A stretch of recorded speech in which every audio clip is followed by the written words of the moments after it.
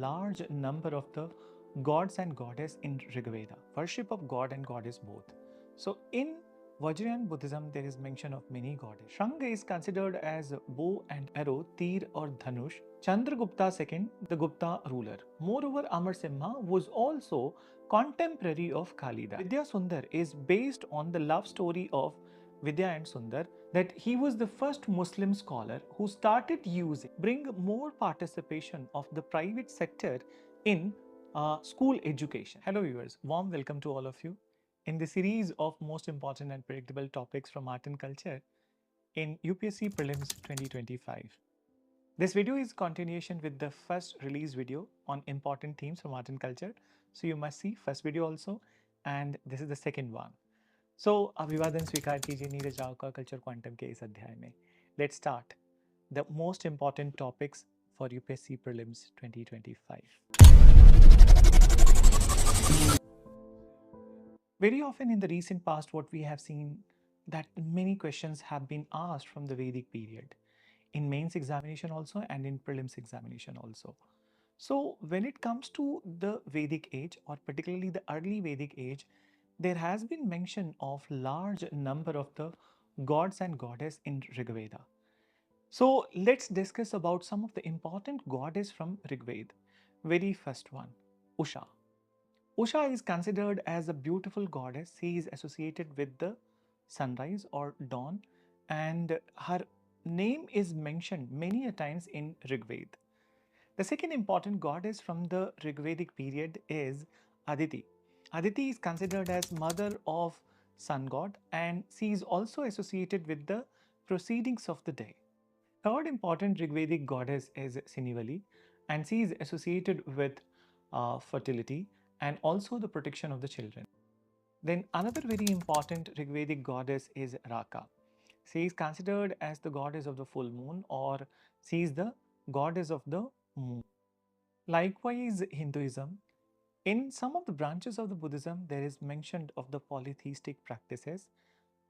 That means worship of god and goddess both. So in Vajrayana Buddhism, there is mention of many goddesses. For example, Tara, Mahamayuri, Akshobhaya.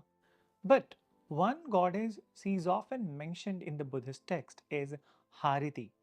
Hariti believed to be she was demoness, and she used to devour the children's. But as per the belief in the Buddhism, later on she was converted by Buddha and she became a goddess of the good purpose. Now her function got related with the protection of the children and moreover fertility. You must have noted that many questions in UPSC paper, particularly from art and culture and ancient and medieval history, are based on some terms and terminologies.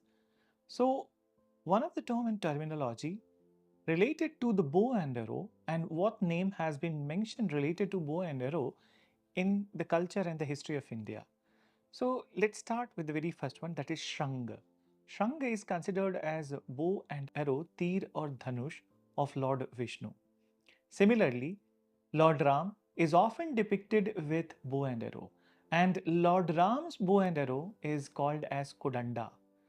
Then apart from it, you must have heard about zodiac sign Sagittarius. And zodiac sign Sagittarius also depicts some bow and arrow, which is called as Karmaka. Apart from bow and arrow, other weapons are also depicted in the Indian literature or Hindu literature. For example, Kunta, which is javelin, has been often depicted in the Hindu literature, and many of the gods are depicted with the Kunta also. For example, Bhagwan Kartikeya or God Kartikeya is also depicted with the Kunta. One very important personality from the Indian history and culture is Katyayan. And Katyayan can be placed somewhere in 3rd century BCE. So as far as the Katyayan timeline is concerned, before him was the Padini, and then is the Katyayan, and then Patanjali. So Katyayan was a grammarian, and moreover he was a Sanskrit literary figure. Apart from it, he was also a mathematician.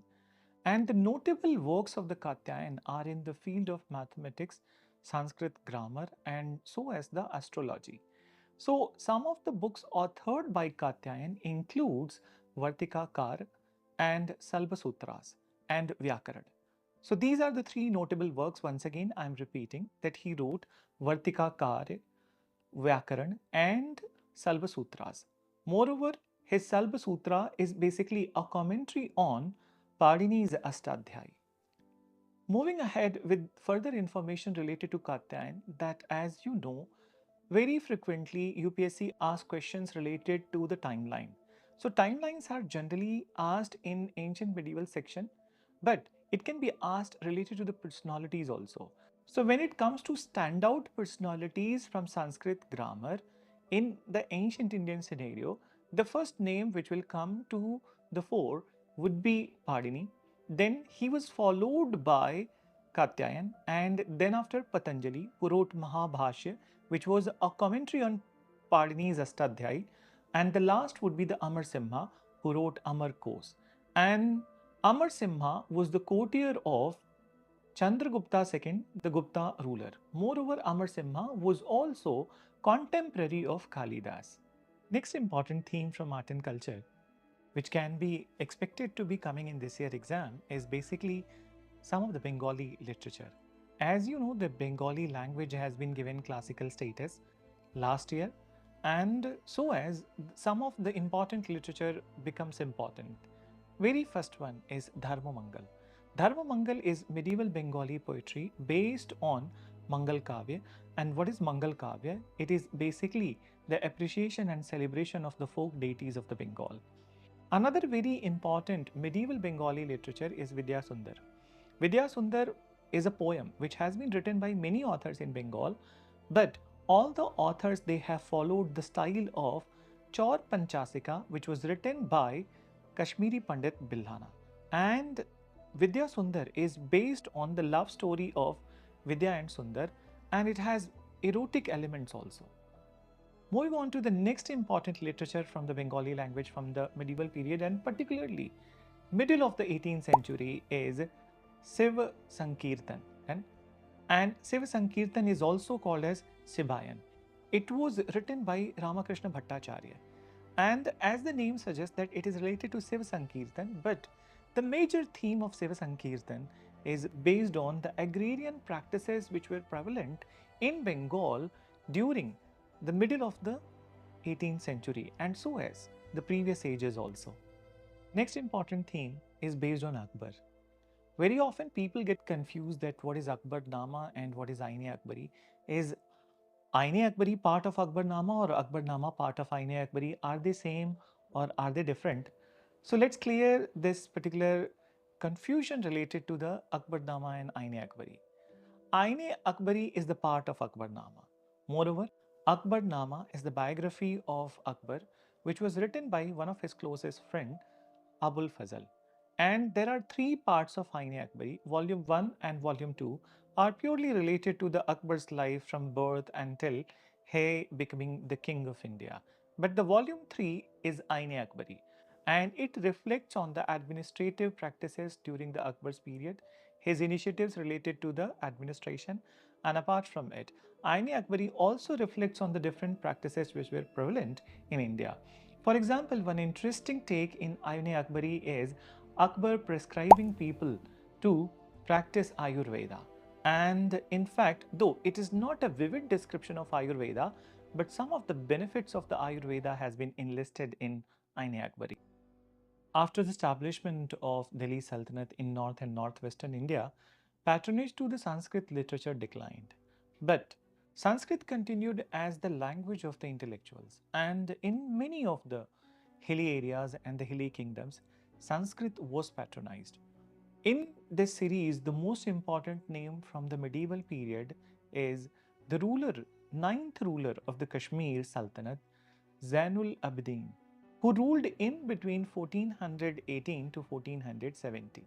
He is considered as the father of cultural renaissance in Kashmir, and he patronized many of the Sanskrit poets of that time. Moreover, at this particular time, it is seen that influence of the Persian and Arabic literature on Sanskrit literary things.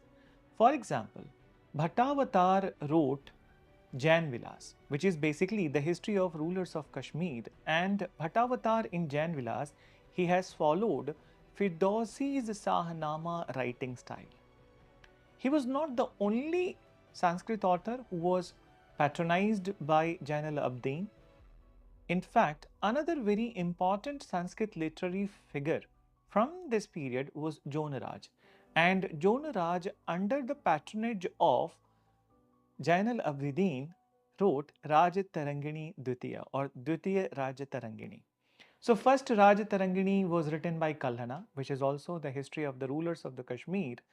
And this is the continuation of the first Rajtarangini, which continues with the history of the rulers of the Kashmir, particularly in the medieval period. After the Jonaraj, another very important literary figure who was patronized by Jainal Abidin was Srivara.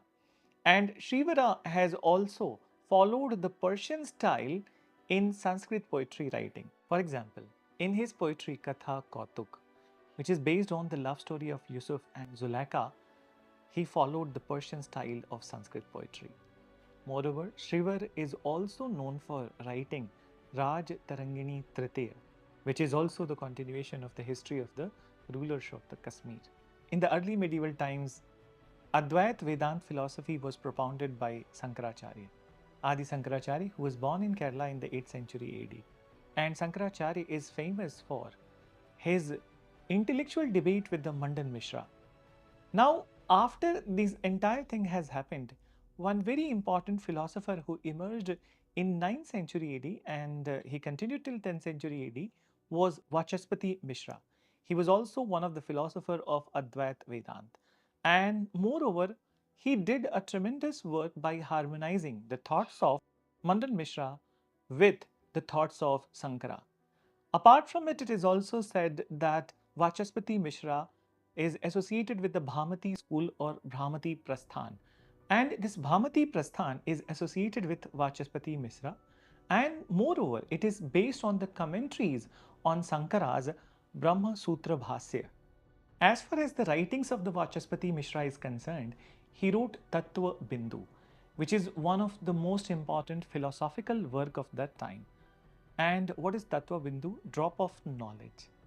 Amir Khusrau was one of the profound personalities of Delhi Sultanate period. He was a court poet of Balban and then he continued during the tenure of Alauddin Khilji also, and he also saw the rule of the Tughlaqs.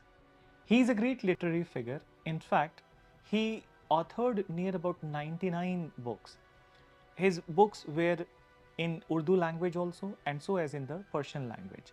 The speciality of Amir Khusrau is that he was the first Muslim scholar who started using the Indian idioms, words and phrases in Urdu literature and Persian literature.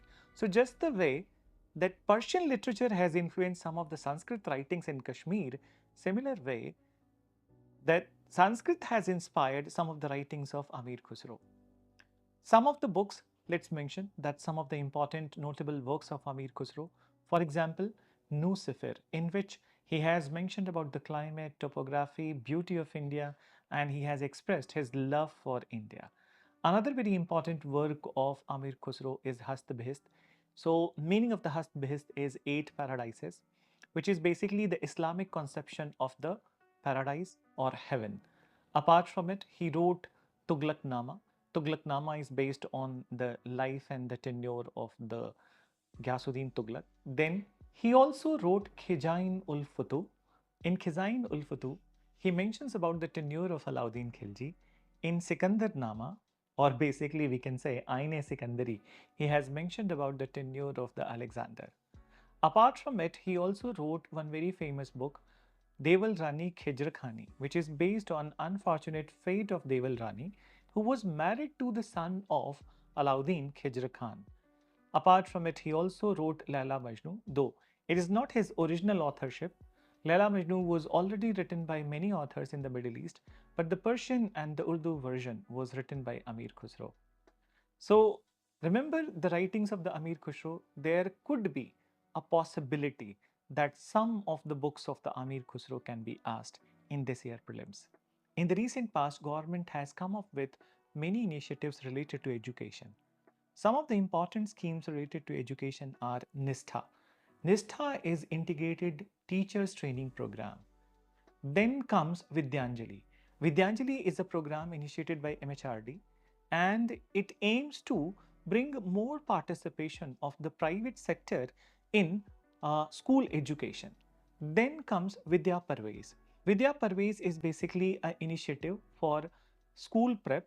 Basically, it's a kind of a kids school initiative whereby 3-month program would be there for the kids who are about to be getting enrolled in the normal class scenario. Then comes another very important program, Diksha.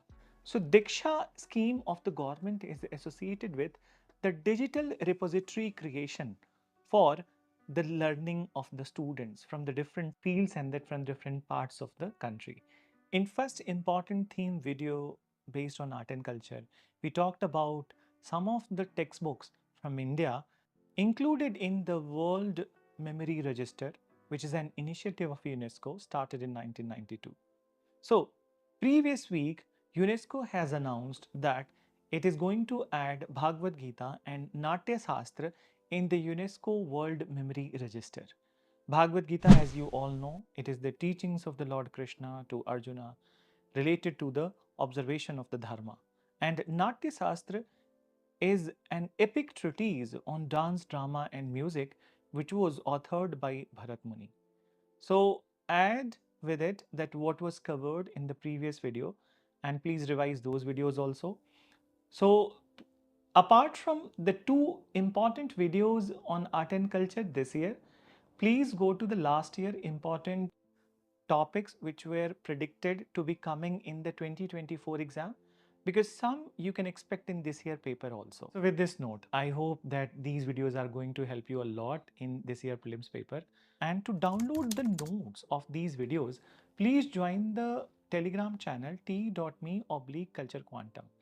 And to know further, to know about more things about Indian culture, history, and art, please be connected to Culture Quantum. And please do not forget to share, subscribe, like, and comment on Culture Quantum. Till then, thank you.